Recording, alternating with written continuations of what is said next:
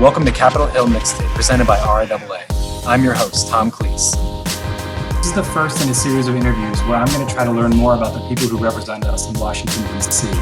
In particular, I'd like to know more about the music that they listen to during their path to public service. My very first guest is someone I'm really excited for you to meet. He's the Congressman for California's 34th Congressional District, Congressman Jimmy Gomez. Congressman, thank you so much for being here today. No, thank you for having me. So really quick, can you tell us just a little bit about yourself and how you got into public service? I'm from Riverside, California, and I was always interested in politics and government, but never thought it had a place for me. So when I was at a community college, I ended up taking a workshop on political activism, and it changed my life. From that point, I changed my major from biochem and to political science, and then I transferred to UCLA, and the rest was history. For me, it was always, how do we make life better for people? You know, I grew up without health insurance, and that was always a motivating factor for me. That's why I wanted to be first a doctor, and then eventually change my focus to being in politics, because that was just a different route to achieve the same goal. So that's how I got involved. But I worked for for different elected officials. I worked for labor unions. I did campaigns. I did it all, and then I ran for office in 2000. Started in 2010 and got elected in 2012 to the state assembly. So that was my first run for public office. Can you tell us, what were you listening to when you first decided it was time to hit the campaign trail?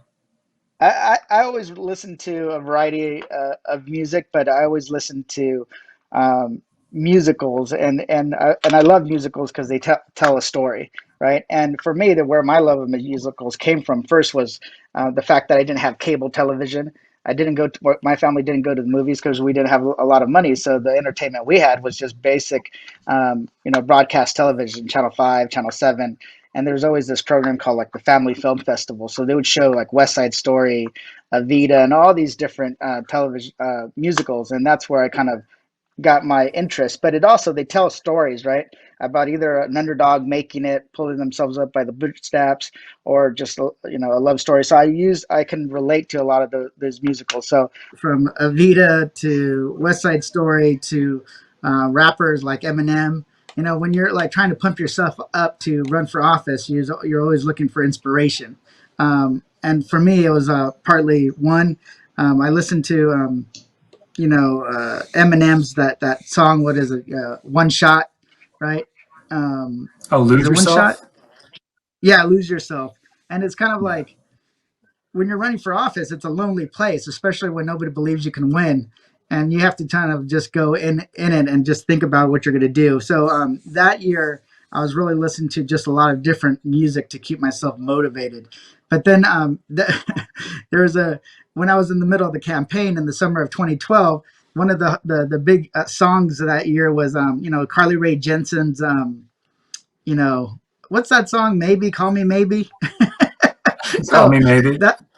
That became the unofficial theme song of the campaign, because it was playing 24/7, and every staffer, every volunteer would be singing that song. So I'm not saying that's what motivated me or kept me going, but it definitely sits there as one of the song of the summer.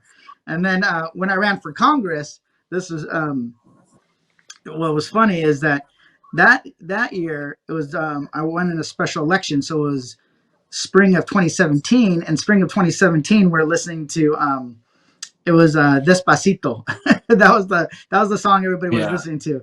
But it's a time and a place, and the music kind of places you there. But I was listening to Hamilton a lot at that time. Like I said, I love musicals. Kind of gets me motivated listening to people's stories, or the stories within the musicals. But it was good. It's something that help kind of keep my spirits up during the tough times of the campaign. Really related to that, now that you're a member of Congress, you've gone through a really crazy Congress with so many things going on. Do you have a song in particular that's your pump up jam before you go out onto the floor or before you make a major speech? Is there something that helps you, get into that mindset again? I'm the kind of person, I'm not sure if there's a lot of people like me, but that listens to something over and over and over and over again.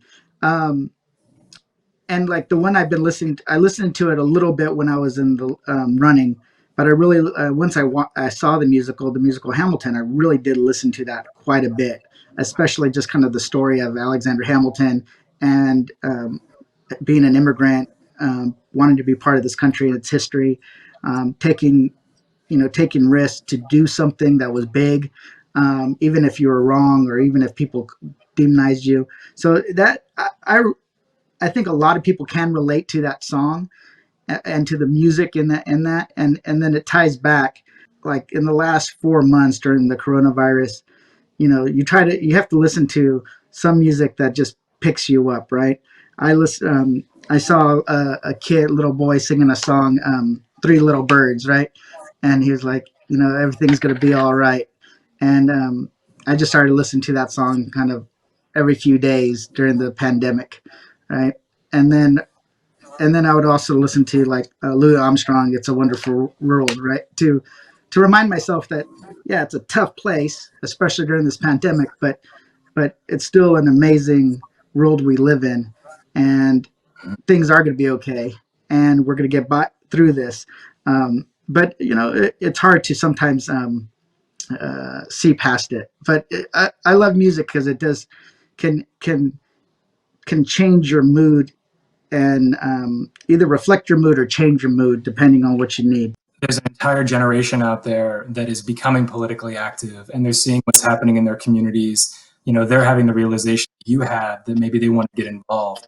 Is there a political song or an anthem or a band that, you would recommend to them, just saying like, this is a great jam that might, help you out in that mindset or give you a new way of looking at things?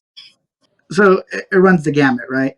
Um, I love the musicals, the songs and musicals, especially Hamilton right now. But I also like inspirational songs, right? A little think about things a little differently. Um, I've listened to Rage Against the Machine from when I was a kid. When I was in high school, I got to see Rage Against the Machine at the Riverside Barn for $11 for a ticket. That was including the service charge to go in and watch them. De La Rocha is he used to be one of my constituents when I represented the Assembly district. He lives, I think, in Echo Park in that area. So he might be in my district now or just right outside it. That's something that people should listen to. As you can tell, my staff didn't write a memo on what songs I should like that are politically correct. Back in 2004 is Where Is the Love, right? That was a big song by the Black Eyed Peas. It came out in 2003. I use music um, for like to change my mood, right? It's not I don't use it always for politics, even though there's a lot of politics in music. One of my main flaws is that I never listen to what the song sometimes means until like my wife points it out to me that that's not what that song means. I'm probably like a lot of people, but as you dig into it, it gets more interesting. But yeah, my likes of music really vary. I would love to say everything I do is about politics. It's not. It's sometimes just like I want to listen to a goofy song. I want to listen to something that sounds good, but I have no idea what it means. So what I listen to runs the gamut. Well, thank you so much for being with us today, Congressman. I just want to give you the last couple seconds. If there's anything that you want to plug, if there's anything you want to tell people that you're working on right now, the floor is yours. No, thank you so much. I think that during this time, I'm trying to just provide service to the people of the 34th Congressional District. There are a lot of needs out there. People need food. People need assistance with rent. People need help with their small business. And what I'm trying to do is just make sure my office can connect people to services so that things are a little easier for them during this time. But at the same time, I just want to remind people that this country and our people have been in tough times before, and we can get through it if we listen to each other, we support one another, and we make it more inclusive. I know that people are hurting. Everything from the economic downturn that we're experiencing, the health concerns we're experiencing, and the fact that we're still dealing with trying to make progress on racial justice. But we're going to get through this, and I hope we learn from this experience so that we can come out stronger and more united than ever before, and hopefully the music that comes out of this period of time serves as an inspiration moving forward. I'm very curious about the music that is being made right now during this moment and what it's going to say about this period of time. So I can't wait to hear some of the music that comes out. Well, thank you so much, Congressman Jimmy Gomez, and we'll see you next time on Capital Mixtape.